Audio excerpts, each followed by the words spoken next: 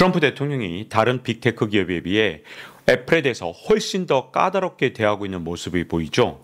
중국에서 생산된 아이폰에 대해서 한때 145%의 관세를 고집하다가 결국 아이폰에 대해서는 관세를 면제해 주긴 했지만 여전히 트럼프 대통령은 애플에 압박을 가하고 있습니다.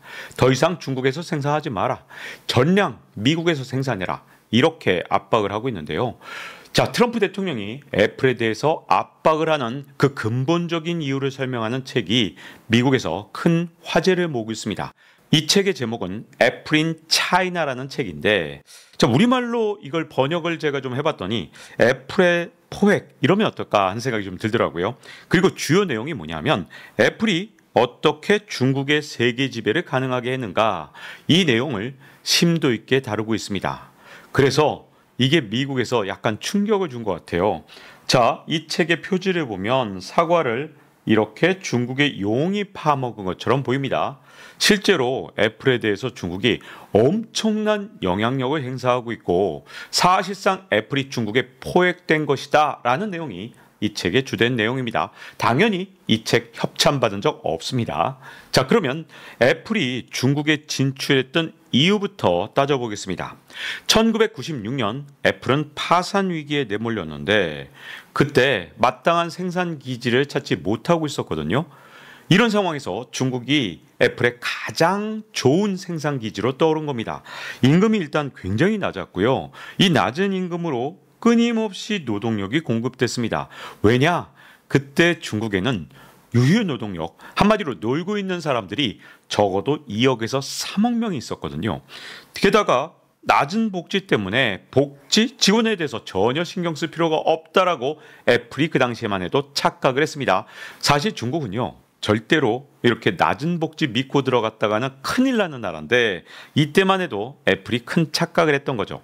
여기다가 낮은 인권 기준, 와, 중국이 최고다, 이렇게 애플이 오판을 했던 겁니다. 그리고 더 큰 문제는 뭐냐? 2003년에 수천 명의 엔지니어를 중국에 파견했습니다. 이 엔지니어들이 중국의 근로자들을 제조업 전사로 육성을 했습니다. 정말 최고의 엔지니어들이 중국에 그냥 놀고 있던 유휴 인력을 교육해서 이 사람들을 최고의 제조업 근로자로 교육을 시켰는데 그 숫자가 얼마나 많으냐? 애플 인 차이나 책에 따르면 무려 2,800만 명이 된다고 합니다. 이게 얼마나 많은 숫자냐? 이 책에서는 캘리포니아의 노동력과 비교했는데 이건 미국 사람의 비교니까 제가 한국식으로 비교를 좀 바꿔보겠습니다. 자, 제조업 근로자 전체를 다 합치면 미국에 1,300만 명이 있습니다.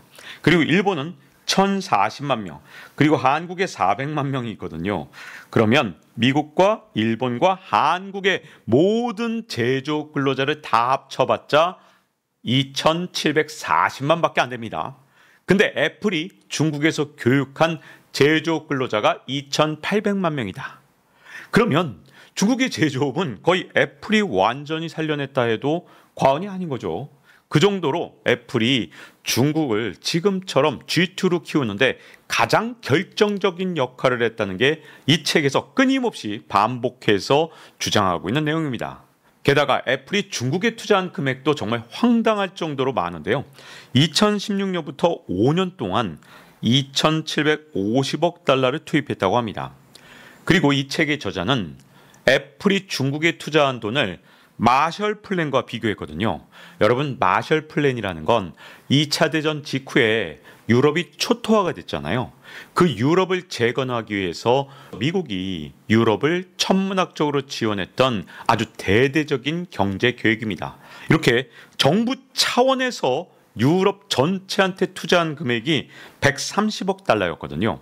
그걸 현재 가치로 환산하면 1,300억 달러인데 그 돈의 2배를 애플이 중국에 투자해 줬다는 겁니다. 그리고 이게 5년 만에 2,750억 달러를 투자했거든요. 자, 이렇게 어마어마한 돈을 투자하면 당연히 중국 정부한테 애플이 큰 소리를 쳐야 되는데 거꾸로 중국 정부에 애플이 포획됐다는 게 이 책의 핵심입니다. 그 이유가 뭐냐? 아니, 적당히 중국에서 만들어야지 2024년 기준으로 애플 제품의 90%를 중국에서 조립한답니다. 그러니까 만약에 중국 정부가 애플에 대해서 뭔가 규제를 한다, 아니면 뭔가 불이익을 준다, 그러면 즉시 애플 제품의 생산에 차질이 빚어질 수도 있잖아요. 게다가 중국 시장이 아까운 거예요.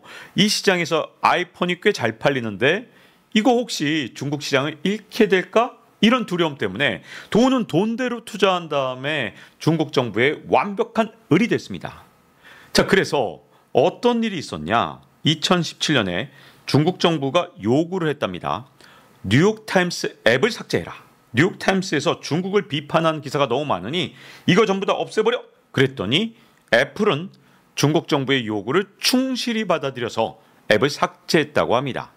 그리고 가장 무서운 거, 여러분, 사용자 데이터가 정말 중요하잖아요. 그런데 아이폰의 사용자 데이터를 애플이 관리하는 게 아니라 국영기업 데이터 센터에 저장하는 이런 황당한 압박에 굴복을 했다고 합니다.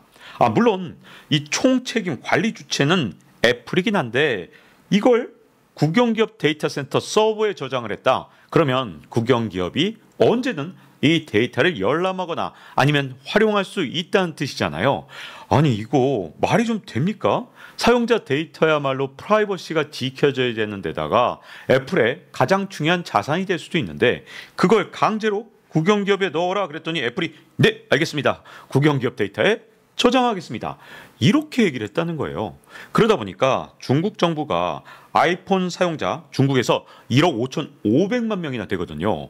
더군다나 중국에 돈 좀 있다는 사람들, 특히 권력자들, 이런 사람들이 아이폰을 굉장히 좋아하거든요. 자, 그런 사람들 1억 5,500만 명의 데이터를 중국 정부가 확보할 수 있는 길을 애플이 스스로 터줬다는 겁니다. 그래서 이 데이터가 중국 정부 감시 체계에 활용할 가능성이 제기됐다는 게 이 책에서 계속해서 강조하고 있는 내용이죠. 그런데 더 큰 문제가 있습니다. 지금의 기술 중국, 심지어 AI조차도 미국에 도전할 수 있는 그런 중국을 만들어낸 건 바로 애플의 공헌이 가장 결정적이었다는 겁니다. 애플에서 기술이 끊임없이 유출되면서 결국 화웨이와 샤오미 같은 기업들이 성장하게 됐다는 건데 이게 어떤 메커니즘으로 성장하게 됐느냐? 자, 폭스콘 같은 경우에 중국의 수천 개 업체에서 납품을 받겠다고 약속을 했다고 합니다. 그런데 중국의 납품업체가 처음에 기술력이 얼마나 형편이 없었겠습니까? 보나마나 애플과 폭스콘에 납품할 만큼 그런 기술력이 절대 될 수가 없죠. 처음에는 한국이나 대만 같은 업체들한테서 부품을 수입을 해갔는데 근데 점점 애플과 폭스콘이 아주 적극적으로 중국에서 수천 개 부품 업체를 육성하기 시작한 겁니다. 기술력이 엄청 떨어지니까 애플과 폭스콘의 엔지니어들이 직접 중국의 업체들의 엔지니어들을 교육시키면서 적극적으로 기술을 이전해 줬다고 합니다. 이건 중국 정부의 강압에 의한 것도 있지만 애플 스스로 움직인 것도 있는데 왜 그러냐? 처음에 한국과 대만, 일본에서 납품을 받으니까 단가를 후려칠 수가 없었던 거예요. 그래서 이걸 1달러라도 단가를 후려치기 위해서 중국 업체를 키워서 이걸 한국과 일본, 대만 업체들과 경쟁하게 만들면 단가가 내려가는 이런 효과를 노리기 위해서 중국 업체를 지금처럼 성장을 시킨 겁니다. 자, 근데 여기서부터 문제가 발생하죠. 이 수천 개의 부품 회사들을 애플과 폭스콘이 직접 교육해서 정말 21세기 첨단 기술을 여기다가 이식해 주니까 이 부품사들의 기술력을 기반으로 화웨이와 샤오미도 이 부품사에서 부품을 납품받으니 당연히 애플하고 거의 동등한 품질의 스마트폰을 바로바로 출시할 수 있는 그런 산업 생태계가 중국 내에서 조성이 됐다는 겁니다. 근데 여기에 최악의 사례까지 나오죠. 아니, 애플 지들의 기술을 중국에 넘겨주는 건 뭐 지들의 선택이니까 그러라 그래요. 근데 문제는 남의 기술까지 중국에 넘겼다는 게 여러 가지 의혹을 통해서 자꾸만 제기되고 있거든요. 중국을 대표하는 디스플레이 업체의 기술력은 원래는 우리 대한민국의 것, 삼성의 것, LG의 것이었는데 애플이 이걸 좀 더 싸게 납품받기 위해서 기술력을 넘겼다는 의혹인데요. 자, 구체적으로 어떤 내용이냐? 자, 일단 BOE라는 중국의 디스플레이 업체를 키운 것 애초부터 애플이었다고 합니다. 2014년에 애플이 BOE 중국의 업체 직원 1,200명을 실리콘밸리로 부르기도 하고 중국으로 다시 또 엔지니어를 파견해서 이 BOE 기술자들을 정말 서방의 기술자만큼 뛰어난 기술력을 가진 사람들로 키워냈다고 합니다. 그때 당시에 멀티터치 유리 기술, 초정밀 조립 프로세스를 전수했다고 하고요. 그리고 2014년에 그것뿐만 아니라 미국의 GTAT사의 사파이어 유리 기술을 중국 업체에 유출하고 심지어 이 관련 교육까지 시켰다는 의혹을 책에서 제기하고 있습니다. 이게 진짜 나쁜 거잖아요. GTAT사에서 애플에 납품을 한다. 그러면 애플은 요구하겠죠.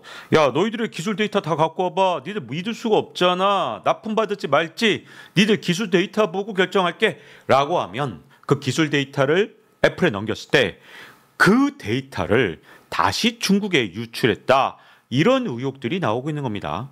자, 이게 미국 업체의 기술력만 넘겼다 그러면 그래 미국 업체끼리 니들끼리 문제지라고 넘어갈 텐데 문제는 여기서 끝나는 게 아닙니다. 우리나라 삼성이나 LG의 디스플레이 기술도 이런 방식으로 중국 업체로 넘겨졌을 수 있다. 이런 의혹을 제기하거든요. 그래서 미국이 뒤늦게야 이걸 깨달은 것 같습니다. 알고 봤더니 이 애플이 계속해서 기술을 유출하면서 경쟁자인 중국을 키워주고 있네.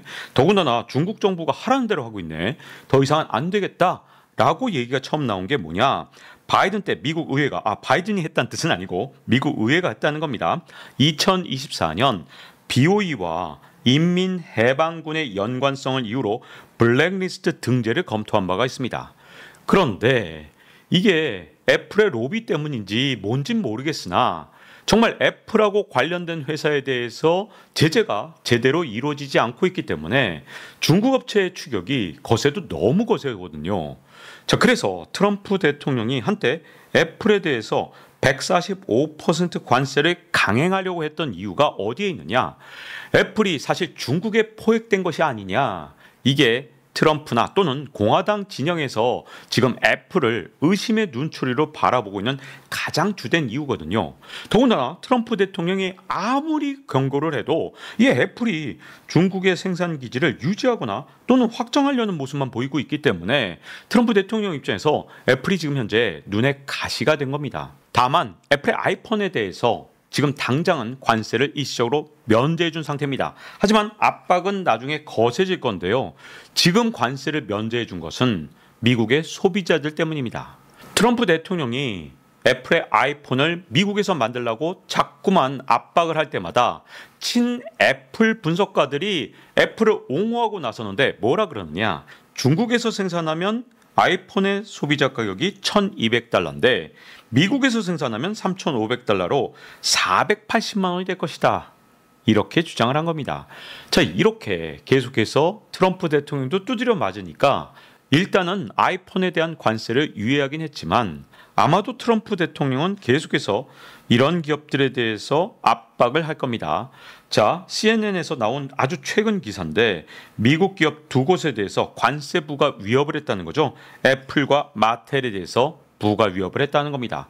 자, 만약에 애플이 중국 시장에서 나오지 않고 끊임없이 중국의 협력 업체들을 최첨단 기술로 무장을 시키면 결국 미국과 중국의 기술 격차는 끊임없이 줄어들 겁니다.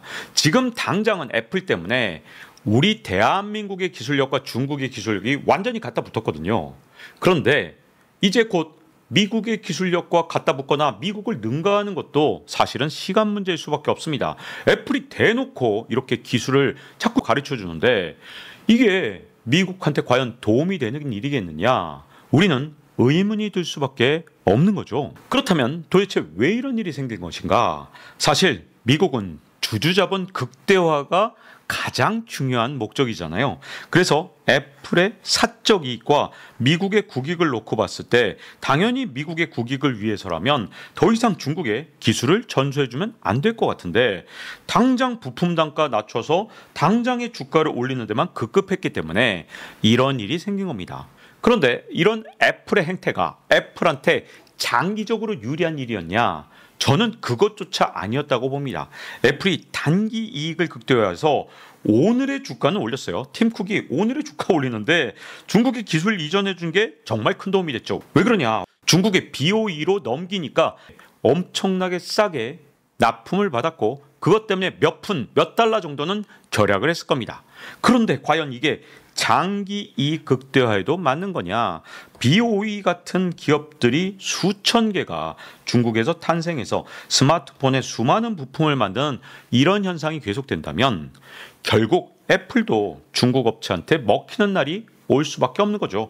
근데 우리나라 입장에서는 정말 억울한 게 삼성 디스플레이의 기술력을 정말로 애플 때문에 BOE한테 빼앗겼는지 그건 이제 재판 과정에서 좀 더 지켜봐야겠지만 또 하나 억울한 게 있습니다. 정말 최종 단계에서 스마트폰을 만들 때 애플의 근시안적인 경영으로 한국까지 피해를 보고 있는데 애플의 시장 점유율 여기서 검은색으로 나와 있는데 이렇게 19%에서 18%로 줄어들었는데 삼성전자도 2023년에 20%에서 2024년에는 19%로 줄어들었습니다. 정말 해가 가면 갈수록 1%포인트씩 야금야금 중국 업체들이 우리 삼성전자의 시장 점유율을 갉아먹고 있는데 이거 애플의 이런 근시안적 경영으로 왜 우리가 이 돌을 맞고 있는가? 좀 안타까운 생각이 들 수밖에 없거든요. 더구나 이 애플을 쓰시는 분들 중에 많은 분들이 애플의 보안이나 아니면 프라이버시 보호 정책 같은 것을 믿고 쓰는 분들이 정말 많을 것 같은데 근데 중국에서는 그걸 국영 데이터 센터에 강제로 놓고 있다. 이건 애플에 대한 어떤 신뢰와 믿음을 저버리는 행동이 아닌가 이런 생각이 좀 들기도 합니다. 자, 이제 박종훈의 지식한방 마치겠습니다. 다음 시간에 뵙겠습니다.